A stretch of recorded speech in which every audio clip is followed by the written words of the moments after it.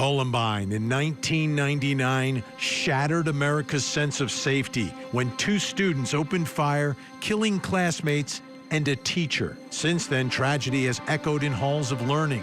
Virginia Tech, Sandy Hook, Parkland, Uvalde, each massacre etching deeper scars. Parents grieve, children carry silent trauma, and communities struggle with fear that classrooms are no longer sanctuaries. These shootings ignite fierce national debates about mental health, bullying, violent media, gun laws, and school security, all of them thrust under a relentless spotlight. Yet despite promises of change, the cycle repeats, leaving society desperate for answers. Each name, each loss fuels the urgent demand, never again. Tonight, we take a closer look at what's happening in one county in one state, Volusia County, Florida, where the sheriff is taking a hardline stance and making an example of some very young children getting their first and hopefully only very public perp walks. Is the public shaming of these children part of the answer?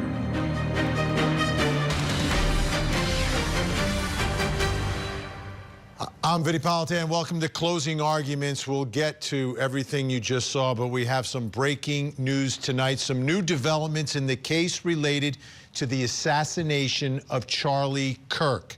We've been taking an in-depth look at this case, every development, every twist, every turn as it makes its way now into our system of justice. Tonight, we're getting new details about the surrender of the accused killer. How exactly it happened, who was involved. Because remember, let's go back into time. What we've learned is that the shooter was recognized by his own parents, and his parents had to coordinate this surrender, but they are hundreds of miles away from where all of this happened.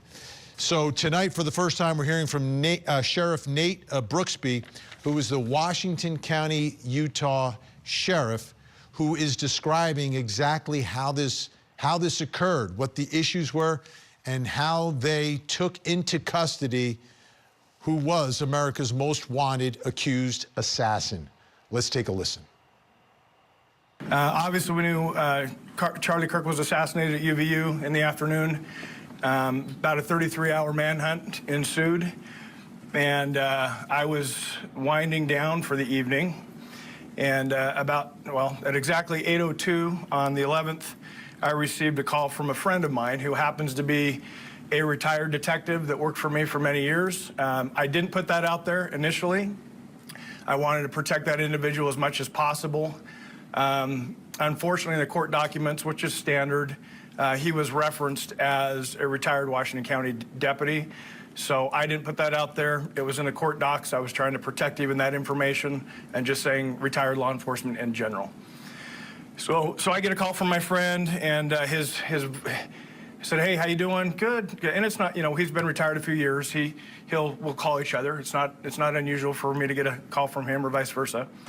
And at 8:02 p.m., he calls me. Hey, I can tell his voice is kind of shaky. So my first thought is, who died? Like, who's he going to tell me that died? And then I couldn't fathom what actually came out of his mouth. So he said, "Hey, I know who Charlie Kirk shooter is.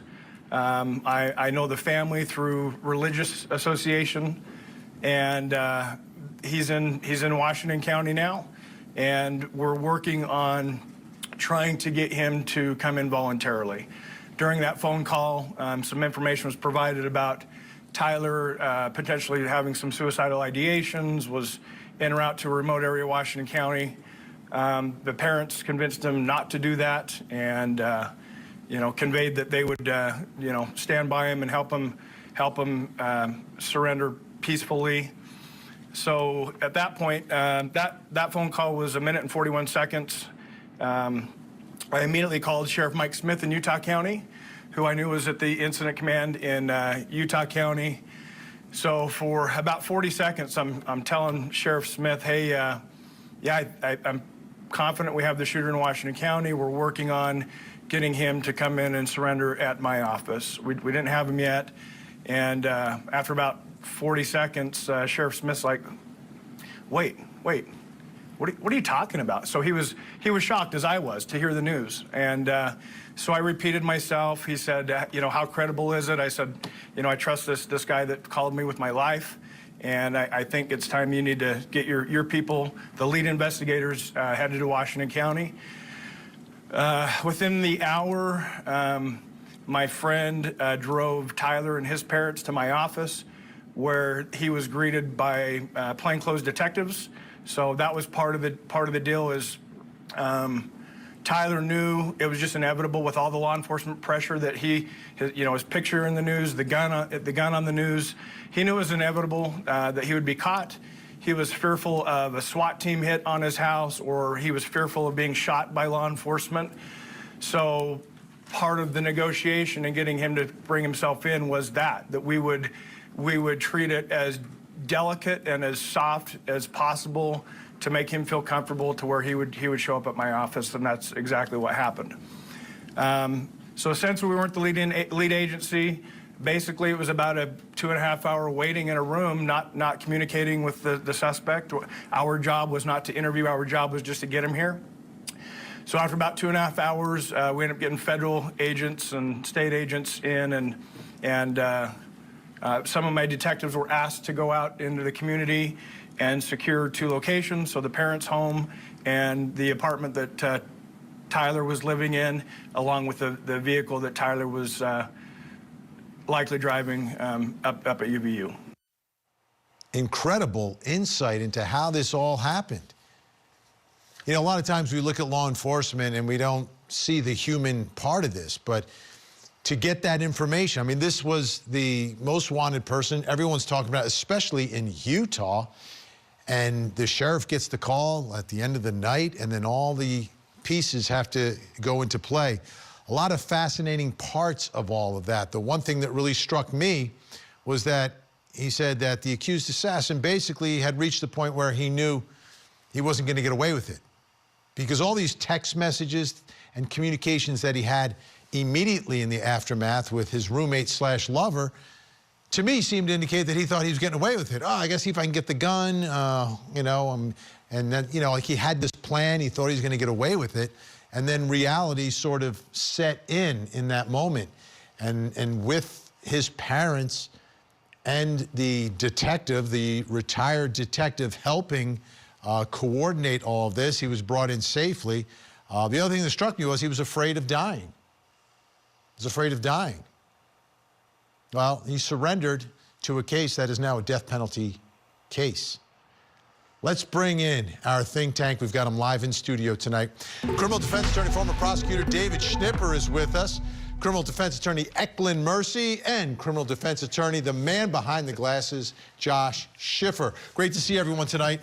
Initial reactions to the way this happened. Well, what struck me was that I felt that the sheriff or the head of the law enforcement, like, he got it. Like, you had to give Tyler Robinson a little leverage, because it is their job to get him. How do we get him in?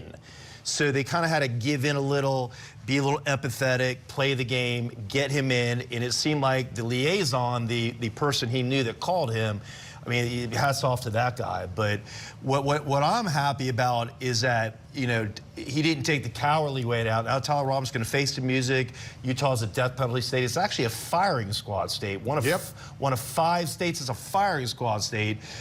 They've already filed within 60 days before arraignment that they're seeking the death penalty, and we expect that to happen. Yeah, there was some fear there, Eklund. Like, he's fearing that the SWAT team's going to come, that they're going to take him out.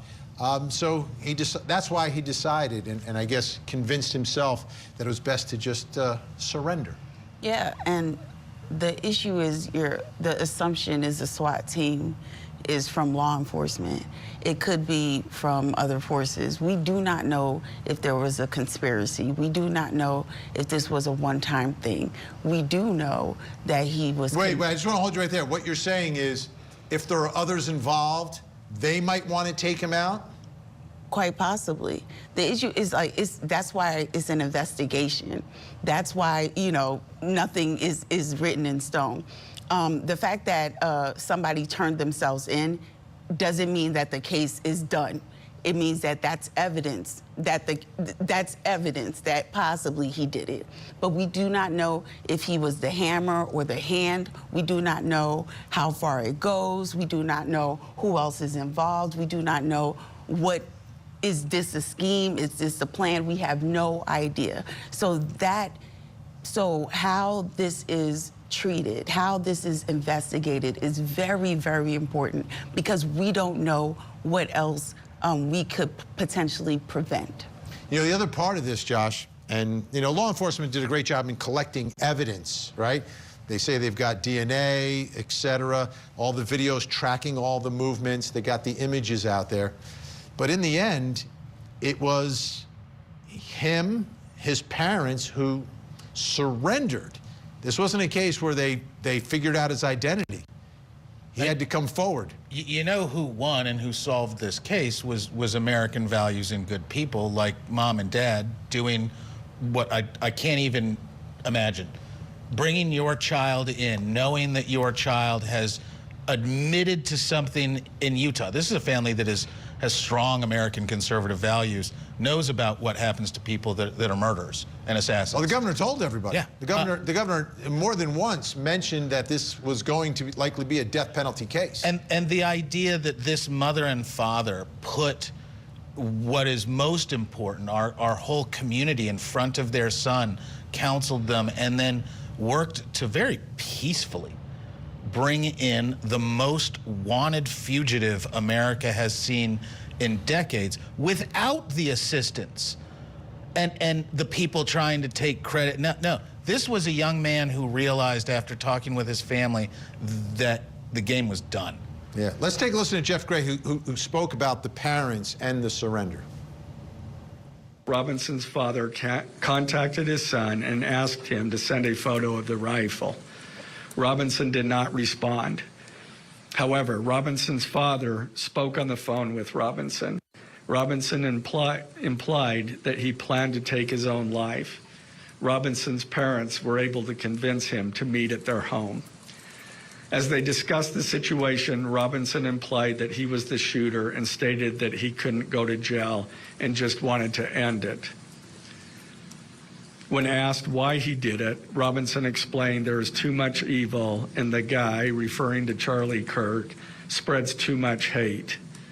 They talked about Robinson turning himself in and convinced Robinson to speak with a family friend who is a retired deputy sheriff. At Robinson's father's request, the family friend met with Robinson and his parents and convinced Robinson to turn himself in. And I know every parent that's watching is like, what would I do? You put yourself in those shoes. I want to talk about another set of parents that we covered in depth here on Core TV in the murder of Gabby Petito. The Laundries, right? So the Laundries versus the Robinsons. How did they handle this situation? The Laundries said nothing, did nothing, got a lawyer, then let their son go and kill himself. Mm-hmm. These parents talked, you know, helped their son turn himself in and prevented him from taking his own life. I mean, these are two completely different ways of handling a situation. Now, at the end of the day, the fact that the parents coordinated this, do you think that helps if we get to a penalty phase? Is that something a jury might look at as a mitigating factor in perhaps sparing his life because he surrendered? Absolutely not. I think that the jury's going to see the aggravating factors based on Charlie Kirk was basically a star in the making, could have been the future president of the United States down the road, that some radical left kid who got brainwashed murdered somebody in front of 3,000 people openly, a public official, where other people could have been, heard. Well, that's the big aggravating factor, right? The potential danger to 3,000 people, including children who are there. And he's a public official, and I think nothing's a slam dunk in life, but I think that especially in a red-blooded state like Utah, he's he's going down. But it's not that he's not going to face a lot of serious. It's whether this does contribute to mitigation. The answer to that is yes. Sure, it does. It is something. Will it be dispositive? Will it be able to save? Not standing by itself. I agree Maybe with if you. he sandwiches it with a guilty plea. Well, I believe that a guilty plea would almost... But not a deal. I'm saying you just go in and say, I did it. So... You just say you did it. You want to get deep? Because here's how... You're talking about how you bust a death penalty, because you're right. One very valid tactic is, hey, arraignment or first appearance.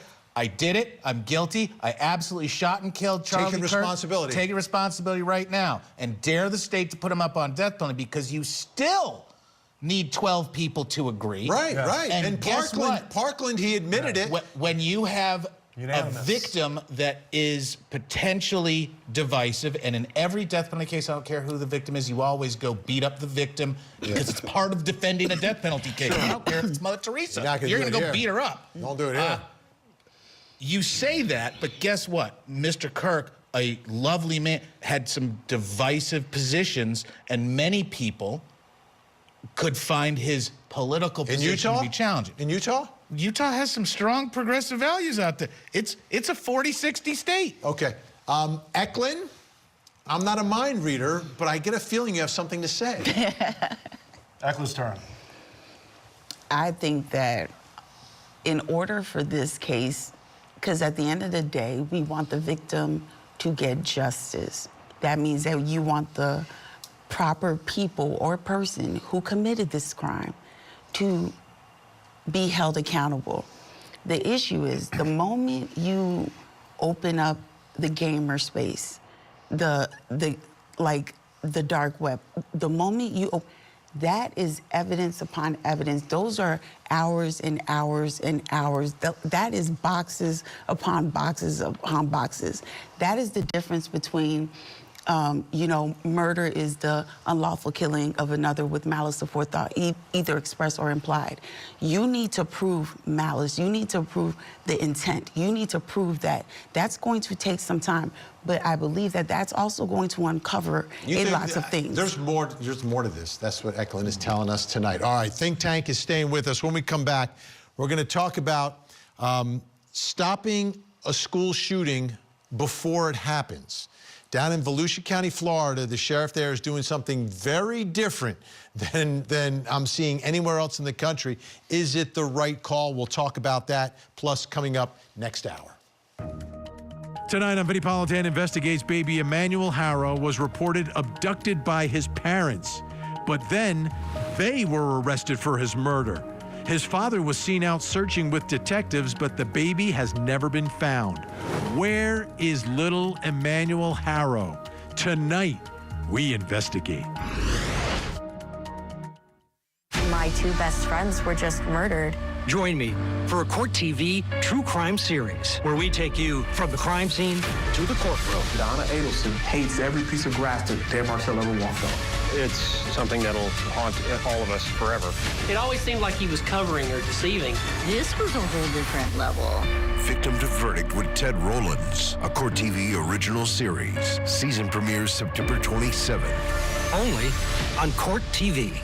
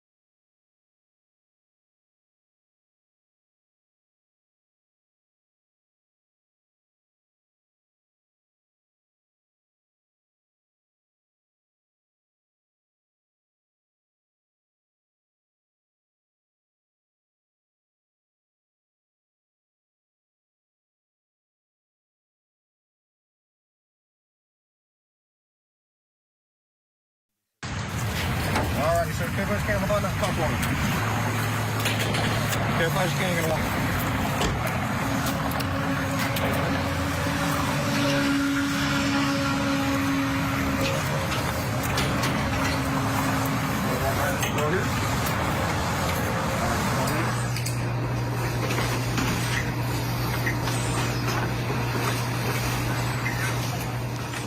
He's 11 years old.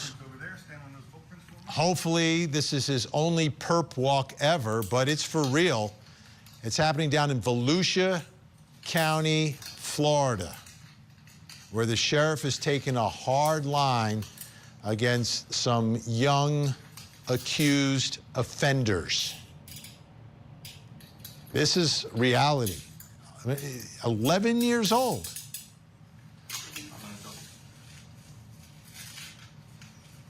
A lot of people reacting to this tonight. The sheriff put this out on social media, obviously purposefully, so people will talk about it, people will look at it, and hopefully, I believe from the sheriff's perspective, it has the impact that he's looking for. Let's check in with Court TV field reporter Cody Thomas, who's been looking into this case for us. Cody, a lot of people shocked by this video because of how young he is. Give us the story behind the arrest and what's happening here. Well, as you stated, Vinnie, Volusia County, Florida, 11 years old. That is Caden Sanford. Now, at 11 years old, Caden is now charged with a felony for threatening his fellow students at Southwestern Middle School because he was, quote, angry and having a bad day.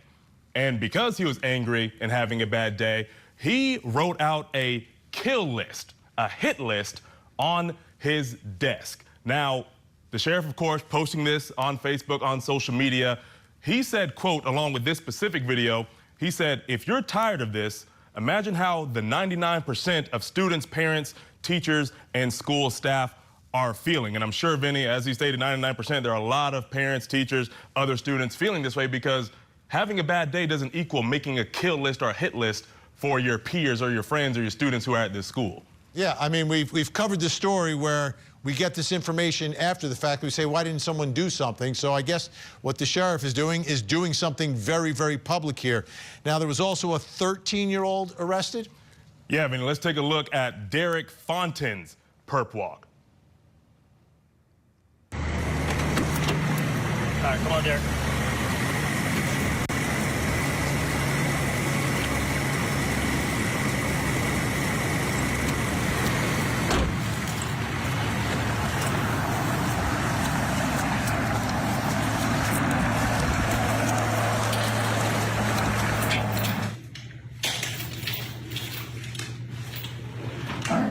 You turn around, face me.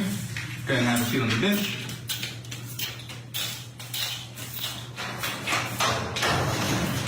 Now, Vinnie, unclear as to why his shirt was off at the beginning of that perp walk, but again, 13-year-old Derek Fontaine. Now, he is also charged with second-degree felonies. Now, he shot a video of himself loading and handling a gun, and then he also went as far as sending that video to other students and people in his classes, along with rap lyrics that talk about taking a life. Now, he went to Deltona Middle School in Volusia County. Now, of course, that video caused students and parents some concern, and some students stayed home out of fear. Now, in addition to his arrest, Vinnie, deputies provided Derek's mother with multiple firearm locks and ensured that all her firearms are properly secured. So essentially, Vinnie, there's a chance another potential school shooting was avoided here with this arrest. All right, we've got another minor, Xavier Pineda. And what's the story behind that arrest? Yes, 15 years old, Vinnie. Let's take a look at Xavier's perp walk.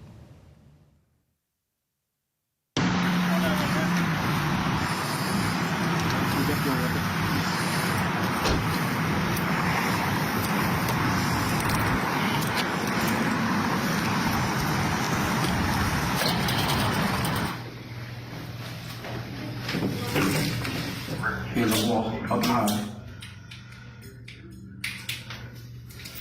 Hands up. All right. Let me see your hand. This one. It's okay. Step forward in here. Have a seat. seat right there, all right? You're not away.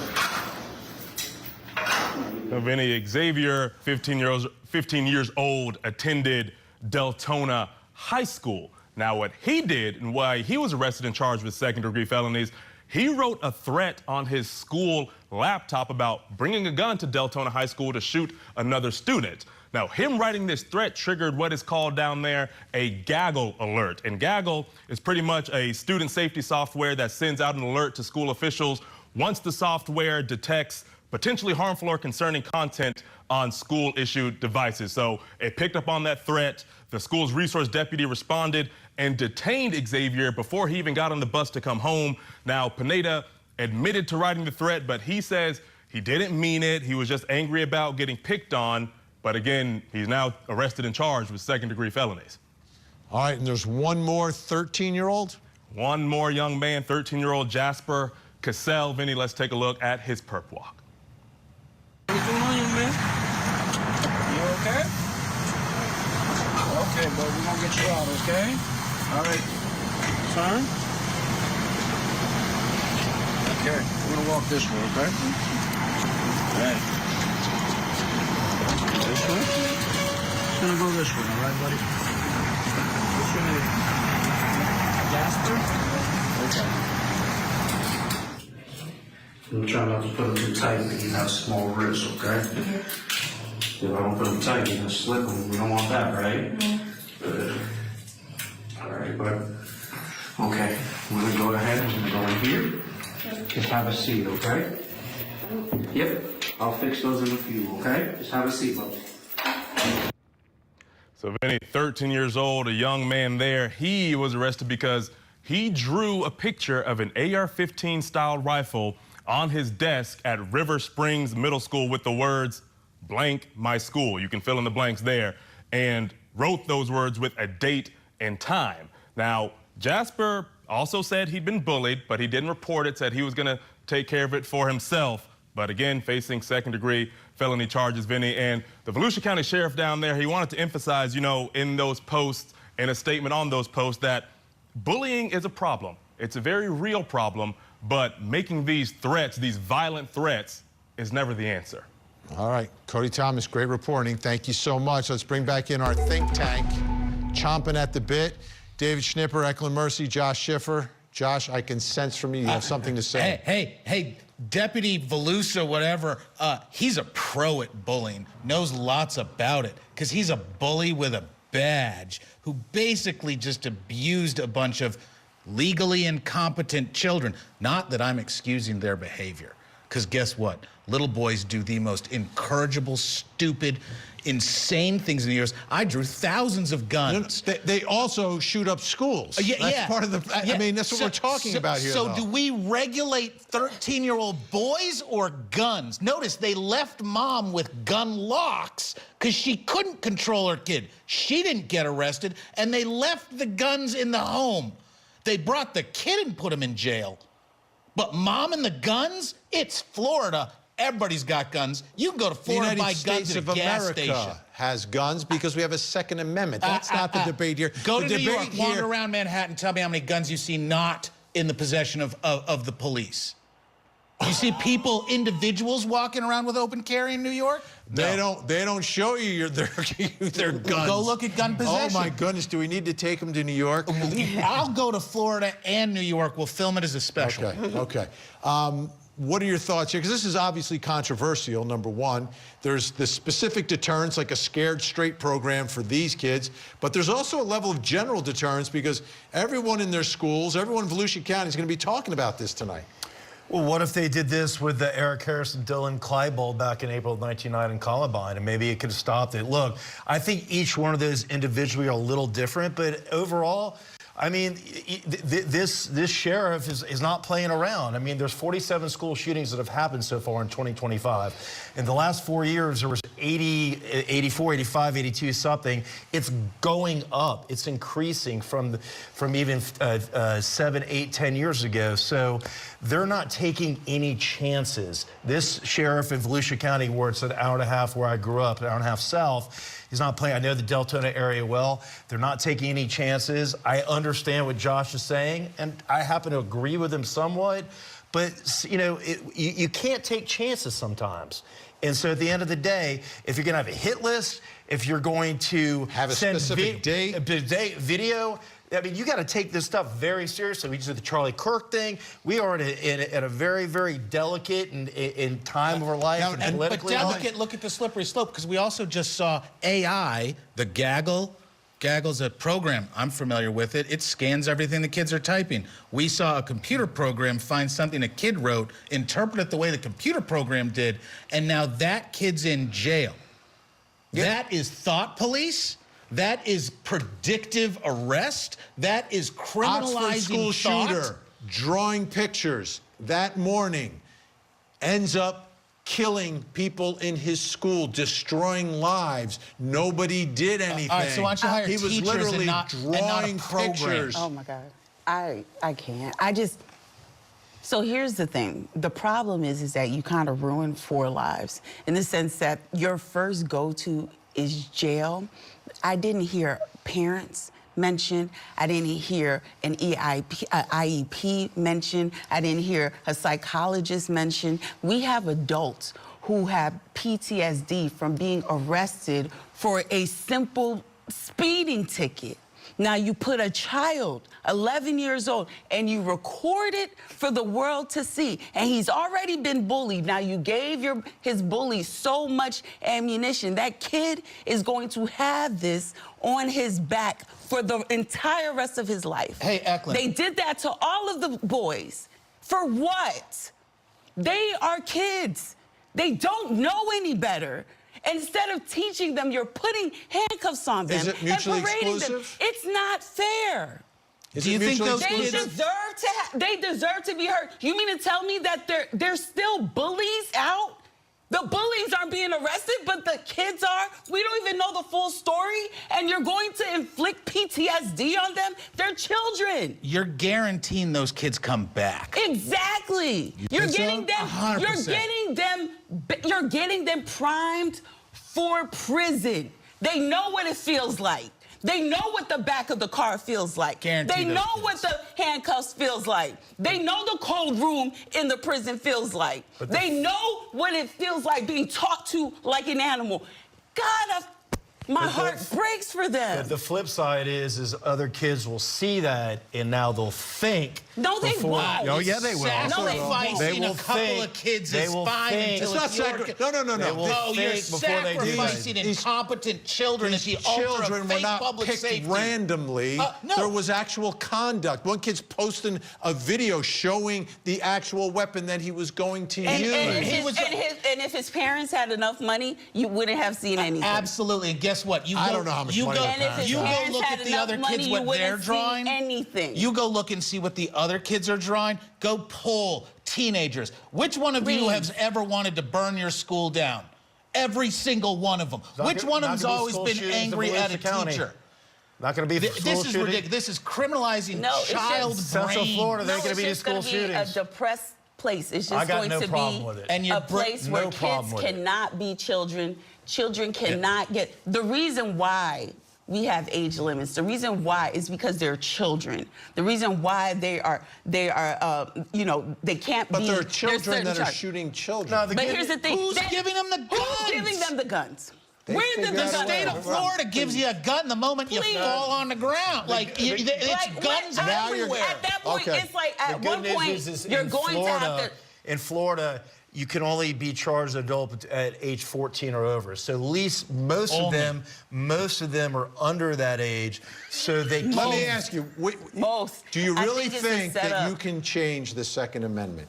Do you honestly think that that's a discussion for a different day? No. Just yes. Do you think it can actually be done? I believe there's reform for gun policy in the United States. Changing the Second Amendment. You don't have to change the Second Amendment to increase gun safety in America. That's a falsity. You're buying into the lies of pro-gun groups. Lies. I've read the Constitution. No, we can require insurance. We can require lots of things. The courts are very open to regulating the possession of firearms. It's just that politicians are chickens, and they put babies in graves rather than stand up practical solutions. It's not going to stop anybody from getting a firearm. I don't see the Constitution being changed. But anybody can get a firearm. Anybody can get a knee. We got to get to the next segment. Great job, everyone. Great passion. When we come back, some more kids in Florida getting in trouble. Look at what they did to this library at the school. But they were turned in by their moms.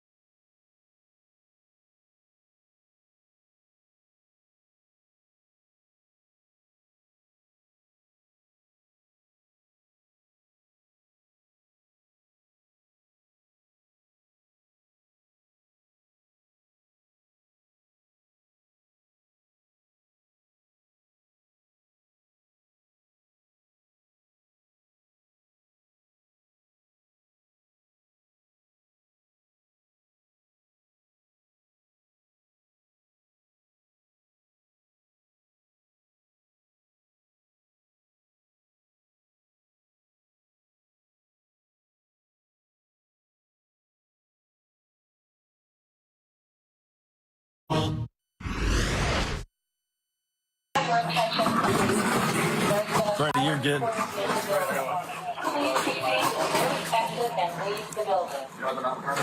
Yep, you're good. May I have your attention, please? May I have your attention, please? There's been a fire recorded in the building. Hey, someone check Please that drum proceed cat to the door. nearest exit. If you guys want to keep going, I'll do a secondary in here. Just, I know. May I have your attention, please? May I have your attention, please? There's been a fire recorded in the building. Please proceed to the nearest exit and leave the building. Locked. Guns drawn, they didn't know what they were getting into. It was simple teenage and pre-teenage shenanigans and vandalism. They did figure out who did it. $50,000 worth of damage. Take a look. Completely destroyed the library/media center at the Friendship Elementary School. Well, why would you do it? Well, maybe just because you're a young boy, I guess. And guess what? They were caught. They were turned in by their moms.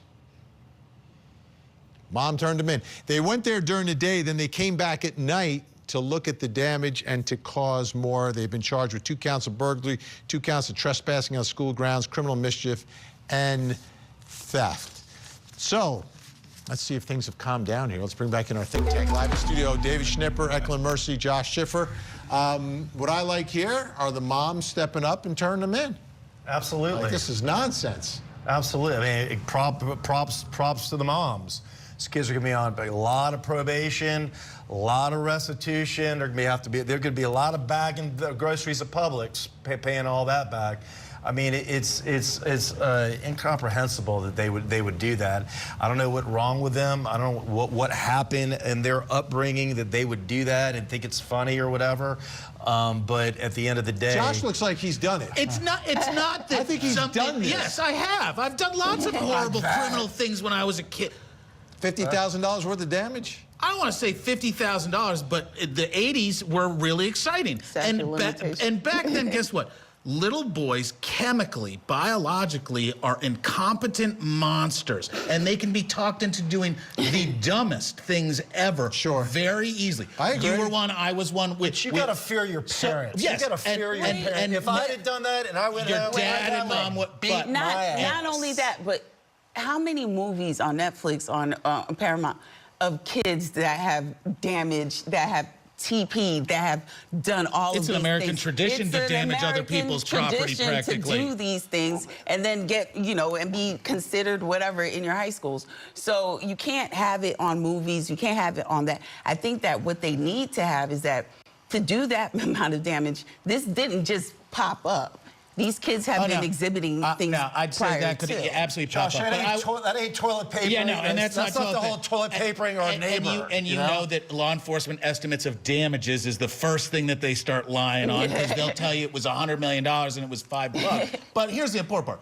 Mom got involved. And if you ask every criminal defense attorney on this bench, two moms, what's the big difference in clients that are successful and have an issue and then succeed versus ones that don't? Families. Yeah. More family you got, the more you are going to be successful. To me, that's the first line of defense in all of this. Yeah. Whether we're talking about potential school shooters out there, or we're talking about kids like this, the first line of defense is at home. And if the folks at home have the same mentality that these moms have, that listen, there's a problem, I'm going to step forward. So let's take I'm not going to enable my child to continue this. But it's not that like people. It's not that simple. I think you want to be. People want to be good parents. They want to have that time. You can't be there all the time. Right. There are holes. There is things like the dark web. There are definitions that parents are learning this week that they had no idea. So I'm betting there's no dads. My thing is there's no dads there, because if there were dads there, they wouldn't be doing that, because boys... That's a broad brush, brother. We fear... Yeah. I bet the dads are awful, absentee dads, and that's because if there's dads there, they ain't doing that. But no, why don't we, instead of spending the billions of dollars on prisons, why don't we all get to the thing we agree on? The earlier we intervene and get in front of these young people's lives, the more we can keep them from being that first bust, that recidivist, whether it's getting fathers and other people involved, keeping kids busy in after-school programs, supporting moms with more support, because we got single moms who can't be at home because they're earning a living, and that's when their kids are finding problems. I don't know if this is a single mom situation in this particular case. I'm just saying. Sure. But across the system, we spend billions on locking people up rather than your local Children's Family Services. Find me a state with a good Children and Family Services division. Any of the 50. Find me one that does its job well. And they're overburdened. Absolutely. We don't care until they're breaking the law and we lock them up. We also have the elimination of third spaces, like Boys and Girls Clubs, things that kids can do, like the sand lot, baseball team. The issue is that a lot of the things that are geared for children now, if you are not exceptional, they're not geared to you. Like, if you can't make it to the NFL, right? You can't if you're make not it to the top, we're out of time for tonight, but this has been amazing. David Schnipper, Eklund Mercy, Josh Schiffer. And I didn't mess it up. Schiffer, Schnipper. We want more jokes. Yes. There we go. All right, when we come back, I'll reveal something else you need to know tonight, plus coming up next hour. Tonight on Vinnie Politan Investigates, Jake and Rebecca Harrow reported their baby, Emmanuel, abducted by a stranger. Now they're in custody, charged with murder, but Emmanuel is still missing. Do his parents know where he is? Tonight, we investigate. Join Court TV's Vinnie Politan with the latest and breaking true crime stories. Now, let's look at the other side of all of that. Vinnie Politan Investigates, tonight, 9/8 Central, only on Court TV. Saturday nights on ION. It's our night. Let's go! Double headers every Saturday at 7 and 10 p.m. Eastern. The new Saturday Night Out is on ION all season long.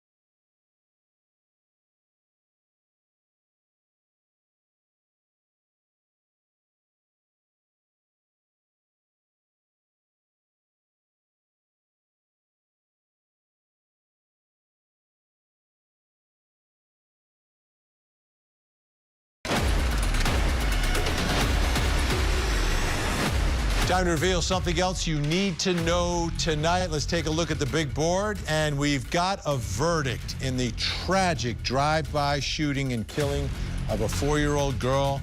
Her name, Sunny Bell. Let's take a look. State of Florida versus Quandarius Hammond, Zavante Sampson, Jalen Bedward, Andrew Thompson, and James Denson. Verdict form: we, the jury, find as follows as to count 1 of the indictment as to Quandarius Hammond. The defendant is guilty of the first-degree premeditated murder of Sunny Bell, as charged. And did the defendant personally carry, display, use, threaten, or attempt to use a firearm? Yes. Did the defendant actually possess a firearm? Yes. Did the defendant discharge a firearm? Yes. We, the jury, find as follows as to count 1 of the indictment as to Zavante Sampson. The defendant is guilty of first-degree premeditated murder of Sunny Bell, as charged. We, the jury, find as follows as to count 1 of the indictment as to Jalen Bedward. The defendant is guilty of the first-degree premeditated murder of Sunny Bell, as charged. We, the jury, find as follows as to count 1 of the indictment as to Andrew Thompson. The defendant is guilty of the first-degree premeditated murder of Sunny Bell, as charged. And did the defendant personally carry, display, use, threaten, or attempt to use a firearm? Yes. Did the defendant actually possess a firearm? Yes. Did the defendant discharge a firearm? Yes. We, the jury, find as follows as to count 1 of the indictment as to James Denson. The defendant is guilty of the first-degree premeditated murder, as charged. And did the defendant personally carry, display, use, threaten, or attempt to use a firearm? Yes. Did the defendant actually possess a firearm? Yes. Did the defendant discharge a firearm? Yes. Justice tonight for Sunny Bell. All guilty, all going to prison. All right, folks, take a look at your screens. We have a missing child who needs your help. This is Jeremiah Javon Ryan Brooks. Jeremiah is just 17 years old, missing out of Vancouver, Washington since September the 15th. If you see Jeremiah, pick up the phone, make a call, make a difference. 911, 1-800-LOST, or you can call the Vancouver Police Department in Washington. That number's on your screen. Okay, folks, don't go anywhere for another hour of live true crime. And please, please, please, after the discussion we had tonight, let's prevent those children from ever having to think that they have to strike out and use violence against their classmates. Please don't forget to hug the kids.